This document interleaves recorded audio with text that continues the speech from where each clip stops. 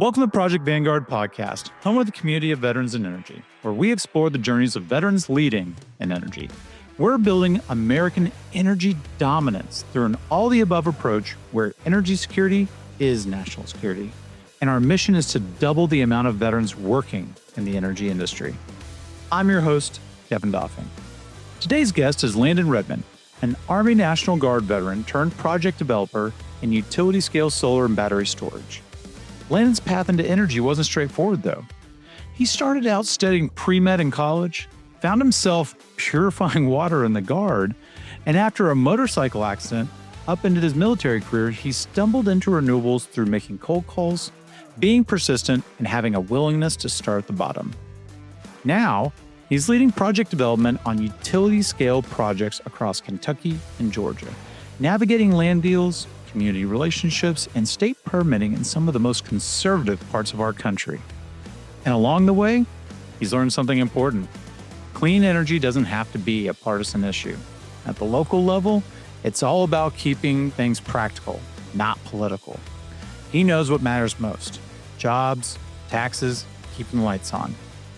In this episode, we talk about how veterans can break into project development, why national security and energy security are inseparable, and what it takes to earn trust in rural communities. We also dive into how Project Vanguard's Veteran Network is opening doors, turning cold calls into warm leads, and why the next wave of clean energy will need more veterans like Landon to make it happen.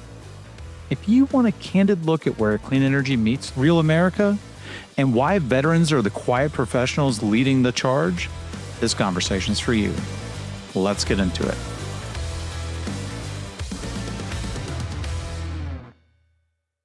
Landon, thanks so much for making the time to be here today, man. I'm real excited to have you on here, especially because you just have this great story.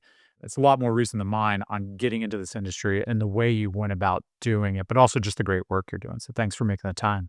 Yeah, I'm proud to be here. Thanks, Kevin. So before we get into it, I want to go back to how you and I met. Can you tell that story? Yeah, so I was in a business development role for SCADA, so supervisory control and data acquisition. It's what collects data and controls these projects remotely on the utility scale, and was a huge fan of sales, wanted to get into the project development world, was calling anybody and everybody I could on project development, connected with probably 2,000 people I did not know on LinkedIn just to try and chat with people about project development. Came across Evan Weaver, a veteran over at NextEra. Big mistake. Saw that he was going to be at RE Plus.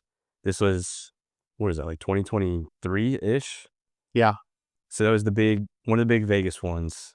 I was like, hey man, can we chat about project development? I want to get into the space, see what's going on. He's like, yeah, sure. Just come by. I'm going to be at this little vets happy hour. I was like, sweet, I'll pull up. And then he was like, hey, I just got accepted and I'm about to start this fellowship with the Atlantic Council. I was like, that's really cool. Can I apply to it? And he's like, I don't know, check it out. And I checked it out. Deadline passed. Saw that you were front running that and said, hey, Kevin, I missed the deadline. I can't still apply, can I? The answer was no. All right. Pound sand. Get out of here, private. Yeah. So then it was, all right, can I help you run it? You need assistance? Do you need an intern? And that's how I got into project development. Kind of.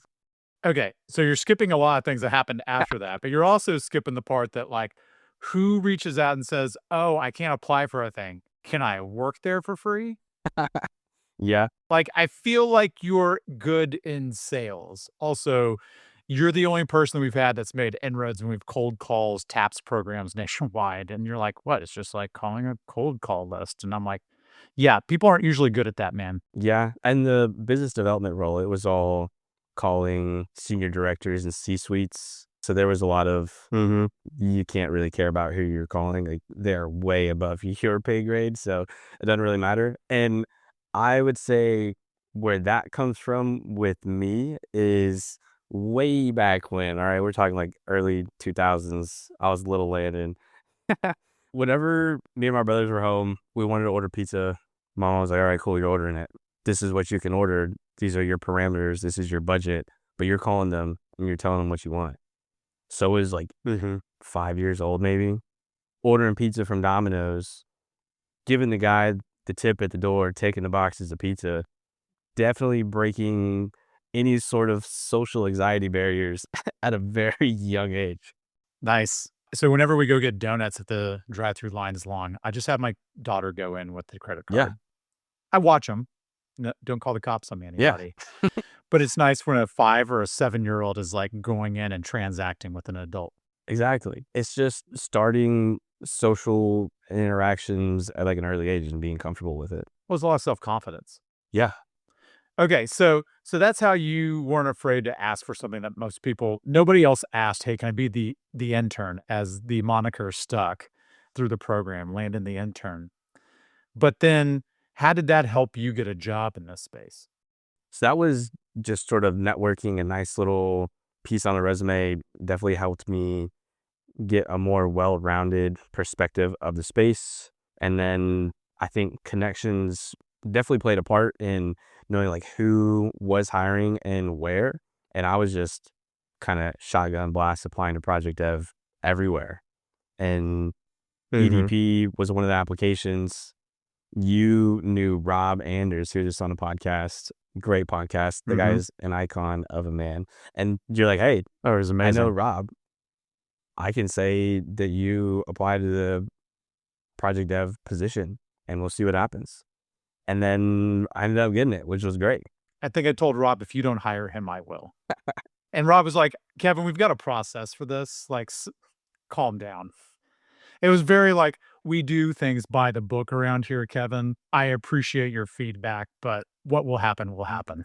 Yeah, Rob's very serious. His process for hiring, though, is like no other. The interview process, got to the interview, no context beforehand, panel of 8 people is like the entire team, and then like 4 people from adjacent teams, and then me. So it's like an E5 panel. You're just going in there gonna be grilled. Yeah, but it wasn't too bad. I just kind of showed up. Was like, cool. All right, more people to talk to. How are y'all doing? Oh my god. I forget, did you ever go through an E5 panel? Or did you get out as E4? Yes. Yeah, I got out as E5. Oh, okay. So I went through an E5 panel, and then there was some like Soldier of the Year competition that I had gone through as well. That was a panel of all these like colonels and whatnot. And I was like, goodness, yeah, kind of the same vibe. A little bit more serious in the military, though. Yeah. No, I just remember prepping our guys when we were in Iraq for their E6 board. Like, I wasn't doing it, obviously. Like, I'm an idiot. I don't know anything. I was a lieutenant. But, like, just hearing my guys talk about, like, the strategies of, like, just remember, you're never wrong. And just work through anything and never admit defeat. And I was just like, you're not saying lying. No, it's not lying. It's about confidence. And that is the greatest respect I've ever had for the NCO Corps, is just the fact that, like, it's 100% about always, like, instill confidence in everyone around you, leadership, lead by example, but never admit defeat. Just go in there and crush it. Like, Yeah, I loved it. absolutely. And I love the horror stories of guys getting ground up inside of a panel. Like, guys will tell me, like, I got lectured on how much wires in, like, those old field phones that we would use in the field from, like, the '80s, and I gotta know from the TM what it was, and who would know that? Yeah. But I got grilled on not knowing it. Mm. Oh, man. Well, so that brings me to, something I always like to talk about. Catch us up. How did you get into the military in the first place? So that was sophomore year of college, made it through freshman year. I had that big old tuition bill from freshman year and was thinking, that's a lot of money. How do I pay for that? Got a part-time job as a phlebotomist, and going through college, I was a biology pre-medicine And hold on, major. tell everybody what a phlebotomist is if they don't already know, because these people are also dear to my heart. Oh, yeah. So you draw blood. That's what you do, is throw needles in arms and you draw blood. And if you work at a plasma center in College Station back in around 2000, I really appreciate you funding my lifestyle. Yeah, that was 90% of who I was drawing blood from. Was you need an extra little $40 for the weekend, and then you're good to go. Yeah, and if you go twice that week, you get a $2 adder, and if you can make it 4 times in the month, that's another $2, and you just keep stacking it on. Yeah, it's a good little college kid side gig.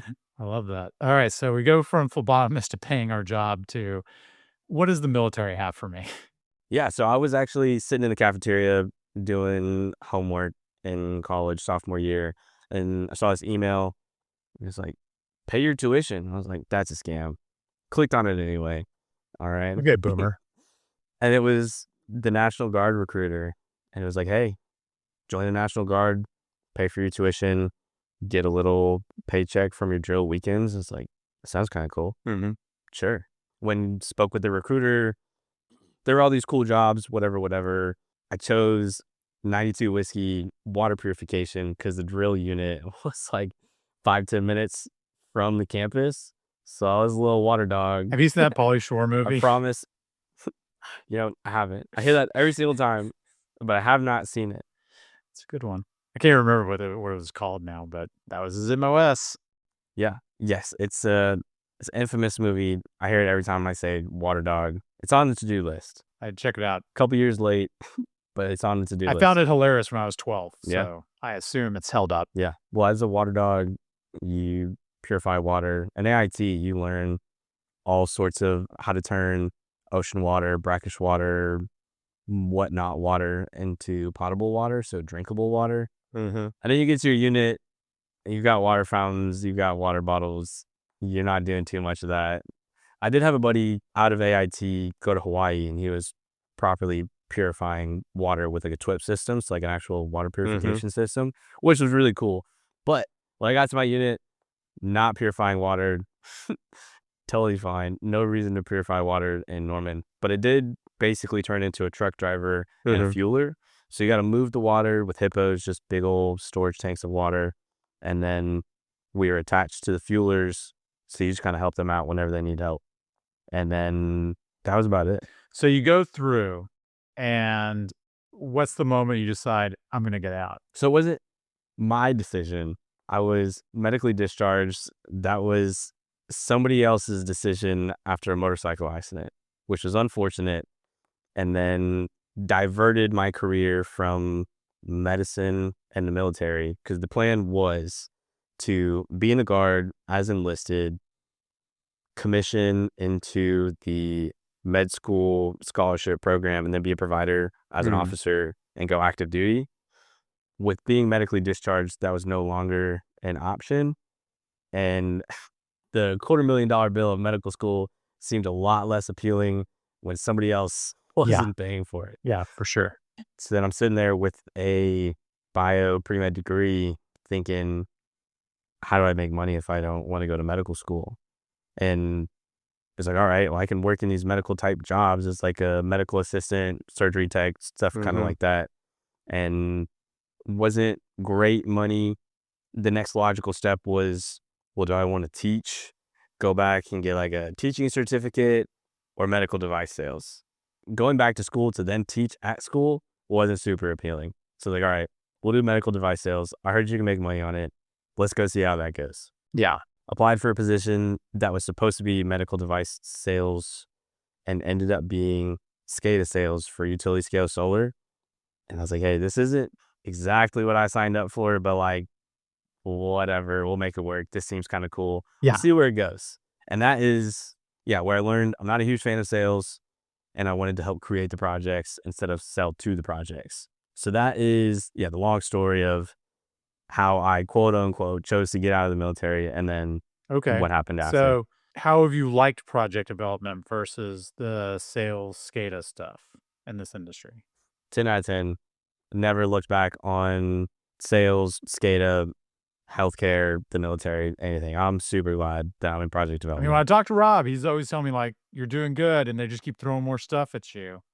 And it sounds like you're busy good, not busy like falling behind. So like, I hear good things from people that have no reason to lie to me. So sounds good. Yeah, it's a lot of fun. So just as a breakdown of project dev for listeners not familiar, we've got 4 main pillars. It's bringing the project from the time of this idea up until construction, and you got to make sure you've got land, interconnection, permitting, and offtake. So land, a physical place to put it, just land acquisition, land contracts, all that good stuff. Interconnection, making sure you've got a place on the grid, there's space on these transmission lines to put it.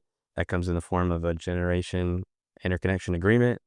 And then permits, legally being allowed to put the project where you want to put it.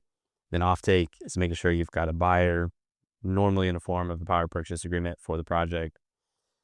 Put all those four together, you've got a wonderful medley to create a project, hit construction, and get electricity onto the grid. So that is project development in a nutshell. Got it. Okay. So, kind of give us your report from the field, your field report. What are you seeing out there right now? You mentioned earlier before we got things started, you're working in Georgia. What's it like on the ground right now, considering, Mhm. you know, the attitude that the administration's been taking to our industry? Mhm. What's that feel like at the local level? Yeah. So one of my projects, our front runner project in Georgia, the local community is, calling me all the time. They say, hey, what's the news on the project? They absolutely want the Who's project. they? Is this the landowners? Is the county commissioners? Is it the off takers? Who is it? We got landowners, neighbors, county commissioners, the Economic Development Authority, former House Speaker for that district, the current state speaker for that district. We've got the just people I come across on the street. They want the project. They see the economic benefits that can come with this project. I was calling even just like the local utility sales rep guy just to get some estimates on what we would need for our like a control house and our O&M for like a service contract on electricity. He's like, oh, hey, you're working, this is that solar project, right? I was like, yeah, yes, sir. It sure is. What's going on? He's like, I really hope it goes through. We want to see the project in our county. Please build it. So what's their motivation? Do they just see the economic benefit? Is there a lack of other economic development opportunities for them? Like what's kind of driving their excitement? So in some counties, there is a lack of other industry in the county. This county has an airport. They train people to be pilots at this airport. They don't particularly have a lack of industry. Now, it's a smaller county. We're talking about rural Georgia here. It's not Atlanta by any means, but it's still like it's a nice county. And they just see that these projects have very minimal drain or draw from these local resources with a significant upside in terms of the additional tax base that they can provide. Have So they built additional renewable energy projects in the county or no, this would be their first one. nice? Yeah, we've seen that. There's one place we're helping a developer in Indiana, and just to the east of them, there's another county that Hmm. kind of started welcoming renewable energy project development like 15 years ago. Oh, wow. And they hang their hat on it because they're the only county in, like, that area that's not hard up for some of their road work, or they have a new ambulance. They have, some, natatorium for their high school and just different things that are more Hmm. available with that economic development. Whereas I know that last session, the Indiana state government was like, "Hey, you can't keep turning things away and then coming asking us for money for projects." Like, people are trying to give you money. Yeah. Let them give you money. Yeah. So a lot of our projects are in Illinois and Indiana. I'm over in the Southeast. I'm in Kentucky and Georgia. But Mhm. with our Indiana and our Illinois projects, a lot of those counties say, hey, the first project's great. You delivered on all your promises operating the project. Please come back and do another one. Like we've got space for it. It works out on the grid for there to be like the room on the grid. And we just have like phase 2 and phase 3, and they just double and triple the benefits of the project at that point. Yeah, and you have most of the development done at that point too, right? Yeah. So a lot of the like local relationships, it's going to be the same developer as long as they're still with the company, and you just kind of rinse and repeat. That's awesome. So how does, like, your status as a veteran play into that when you're in those communities? Or does it even come up at all? So it comes up sometimes, not not normally directly. Mhm. I think it can come up sometimes just because of like the perspective on topics. Normally, in these rural communities, people talk about firearms a lot, and they're like, "Oh, you seem like comfortable around firearms. Were you like police or military?" I'm like, "Yeah, yeah, prior service." So it comes up like that, Yeah. and then in terms of the messaging that we have, it's not. like required. But the reason that I work in renewables is absolutely for national security. With my military career being cut short, it played nicely to make good money and then also contribute to energy security, which then bolsters national security. So I feel like I'm just continuing service without being shot at, which is really cool. And that It is nice to not be shot at. Yeah. So that's a big piece of whenever I get asked, like, why renewables? Because it seems to be like you're the villain in some counties, and it's just like miseducation on the industry as a whole. And you're like, hey, this is actually wildly patriotic, and there's a great reason for this. So go back. You're hanging out with a bunch of local constituents or stakeholders, and they're asking, "Hey, you seem familiar with or comfortable around firearms." Is that because they're open carrying, you're open carrying, or you're just like, "Hey, let's do a meet and greet at the gun range"? I mean, somewhere in between all of that. So I don't normally open carry because we're taking That's flights out probably there. for the best. But here in Texas, it's pretty standard just for Texas citizens to open carry. No, you meet these landowners and just people in their homes, and they have firearms laying around. And they're like, hey, you want to check out my Glock? You want to see my Remington 700? Yada, yada. And they're like, yeah, sure, why not? And we're actually going on a hog hunt next weekend. So Nice. with some like locals in the community, we had purchased a hog hunt at like a touchdown club as their local football high school booster club. And yeah, so firearms definitely come up in these communities. No, all this makes sense to me. Yeah. I grew up in Texas. I get all this. Yes. You did not grow up in Texas, though. You live here now, but Nope. Born and raised DFW, no, that doesn't count. not Houston. That's Southern I Oklahoma. never stepped foot in Houston until this job. What do you think of it now? It never ceases to amaze me how humid it is here. It Yeah, I was is about to say. insane. It has been overcast lately, so it's like not too bad, Mhm. but you haven't had, well, you did have last August here, didn't you? Yeah, it's like walking into a hot shower. Yeah. But it's out your front Yeah, door. it's a furnace. It's a furnace of your own sweat. Mm-hmm. Okay, so when you're doing these hog hunts and stuff like that, like, what does that look like? I mean, you get to go hog hunting for work, or this is like, yeah, I'll meet you up, whenever we're off clock, or, this is just part of stakeholder relations. It's just kind of part of stakeholder relations sometimes. Now, this hog hunt will be on a weekend, Mm-hmm. so it's not like I'm getting paid for it, but I'll already be out there for project activities. Yeah. So, yeah, it's like somewhere in the middle there. I mean, I come from oil and gas. Like, white wing hunting is part of BD. I mean, if you're going to go get some whitetail, maybe do some elk, or,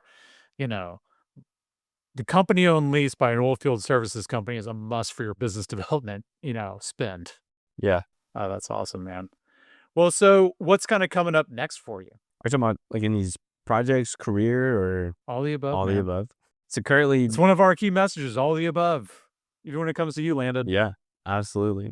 I'm currently the lead for all of our Kentucky and Georgia projects. So we've got 3 projects in both of those states, anywhere between 100 megawatts and 200 megawatts of solar and battery. Mhm.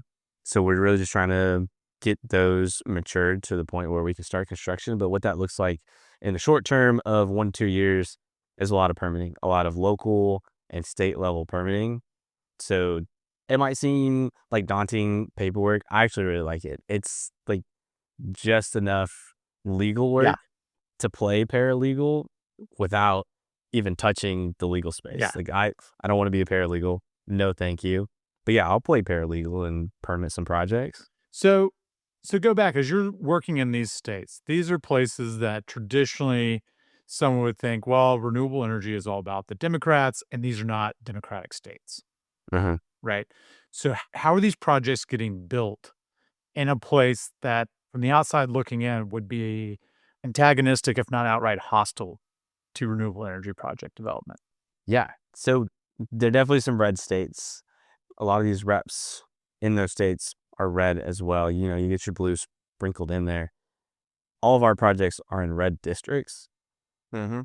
But that front runner project in southern Georgia that I'm going hog hunting with next week, the state rep for that project, red, far right leaning, but sees the economic benefits of this project and has reached out to me directly and said, hey, I want to see that project built. How can we get that built? Let me know if we need to work together to get over any hurdles. So they absolutely see that there's the need and the benefit from these projects.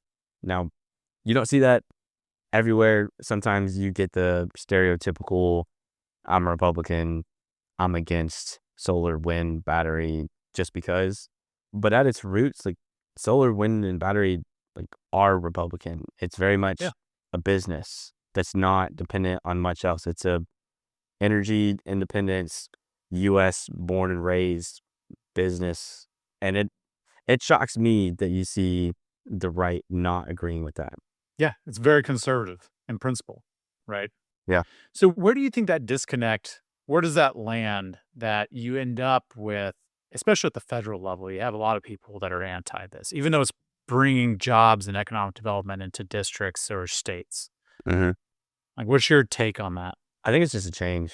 I think it's a change that's something people aren't exactly used to. Change isn't easy in any sense, and it's really just an educational battle.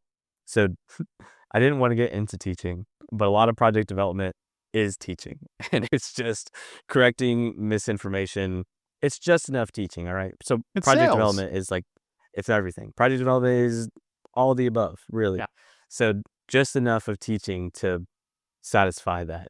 And it really is just teaching people about what these projects are, disproving or like correcting the misinformation from all these myths about renewables, and then showing the benefits, like clearly outlining the facts and letting the facts speak for themselves. Yeah. No, man, I think that's right on the head. You got to shape the battlefield you want to fight in.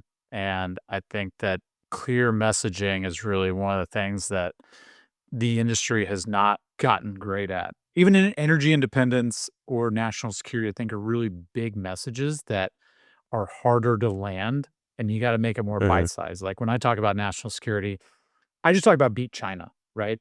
That's it. We're trying to beat China. That's our national security talking point hmm because we don't want to fall behind on where the puck is going. And, the energy sector, the energy industry is going a certain way,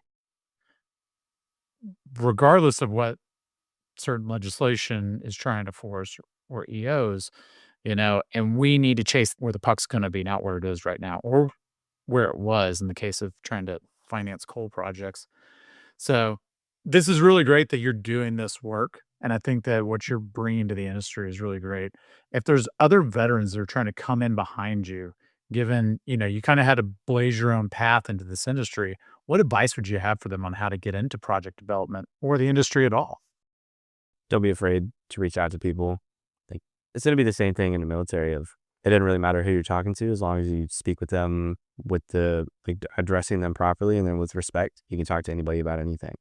There's something my drill sergeant told me back in basic. Like, you talk to a 2-star as a private, you better say yes sir, no sir, yes ma'am, no ma'am. But you can talk to them. There's nothing prohibiting that. Right. So absolutely reach out to anybody and everybody. There are people out there who will lend a helping hand, help you make connections, but they're not going to unless you ask them. Yeah. Well, you've been on the Project Vanguard Slack channel, which is a way better Yeah. iteration of than we did with the Veterans Advanced Energy Project. I remember you always trying to like drop articles and stimulate conversation, but I don't think we had enough people when there was just like Yeah. 15 to 20 people. Now that we got 350 people, it's a hmm lot easier to generate conversation. Yeah. What's your experience been like with that channel? Oh, it's been great. People drop job postings all the time. This morning I saw somebody a site operations manager, their company's actively hiring and they're trying to help fill those roles. We see anything and everything in the energy industry in that Slack channel. Jobs postings pop up regularly. Yeah.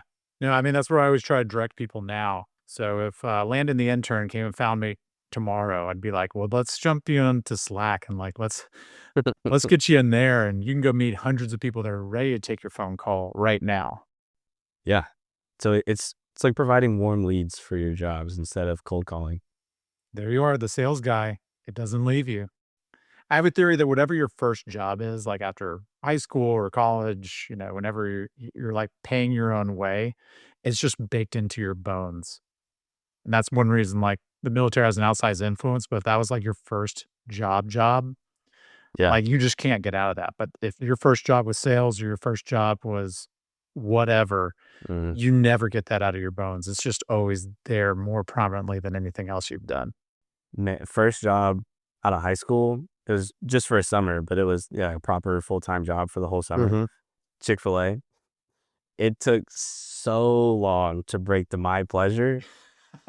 I was just the Chick-fil-A guy, like freshman year of college. Just like, I'm so sorry, I can't not say my pleasure. I'm sure your dates love that. Super formal. It was like, okay, sure. It's kind of weird, but whatever. Well, you got the smile for it.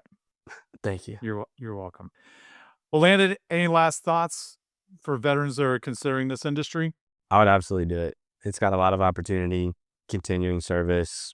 It's a mission that needs to be fought, and the industry wants veterans.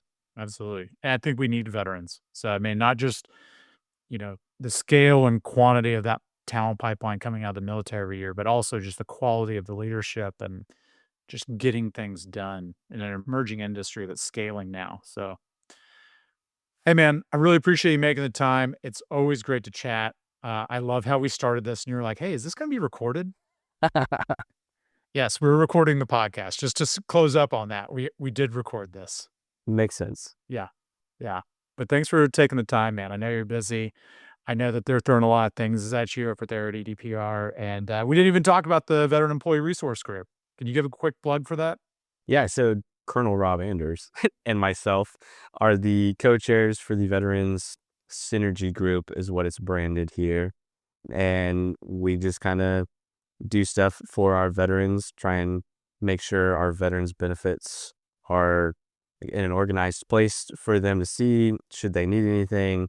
And then another big part is teaching the rest of the company about military culture. So most recently, we did a MRE lunch and learn. And for our non-military listeners here, an MRE is a meal ready to eat. It is the food that is used with service members when in scenarios that they don't have access to kitchens or High restaurants. delicacy. So you're talking about remote locations. It's like a military Lunchable, but not as good. Think of like Great Value kind of canned food, but in brown Yeah. pouches. Yeah, but the peanut butter pouch. So I mean, like, you can live off that. Yeah. Well, all right. Don't dog on a peanut butter No, pouch. you put it in your It's top good. pocket. You're on the ruck march, and then every once in a while, you just take a little hit of that. Yeah, that'll make your day. And who hasn't just tried to dip the Folgers packet that they would sometimes slide in there, just to kind of stay awake at Well, dark yeah. 30? Isn't that what they deemed as like Ranger dip? Sounds about right. You can put it up in a little napkin to make it a little bit better than just raw grounds in your lip. That sounds too smart for me. Man. But yeah, so we did an MRE lunch and learn. It was great. We had a bunch of people come down to one of our big conference rooms. We had a bunch of civilians eat MREs, and they're like, hey, these aren't that bad. And we explained the context of why service members hate them is, yeah, they're not that bad, but try eating them breakfast, lunch, and dinner 3-4 weeks straight or months at a time. Anything at that frequency is going to be gross. You eat your favorite meal, breakfast, lunch, and dinner for a week straight. Tell me if you like it anymore. Well, and after a week, you've run out of like the Cajun jambalaya. You've run out of anything you liked eating, and then you're stuck with like, yeah, God, I don't even want to remember. Like, I'm so scarred, I can't even think about it. But it's like, well, I do need calories, so I guess I'm going to consume this. Yeah, at that point, it's very much I'm going to eat this or I'm going to die of hunger. And die of hunger is a terrible way to die in the military. But you paused there. You paused and you had to think about it, you're like, dying of hunger, eating this thing. All right, I'll eat it. Well, yeah, you definitely, you weigh out the pros and cons. You thought about it. And then you come to the conclusion that you have to eat it. Yeah, that sounds about right. Well, man, thanks again for making the time. I'm glad we could end on the high note of explaining to everyone what an MRE is and going down that memory lane. But Landon, thanks, man. Appreciate it. Yeah, my pleasure, Kevin. All right, brother. We'll talk to you soon. Take care. Thanks for tuning in to the Project Vanguard podcast. If this episode sparked something for you, share it with someone who's ready to think differently, whether it's about an all-the-above energy approach, how energy security is national security, or the veteran workforce in our industry. If you believe what we're building, a quick review goes a long way. You can do that wherever you get your podcasts. And until next time, keep up the fire.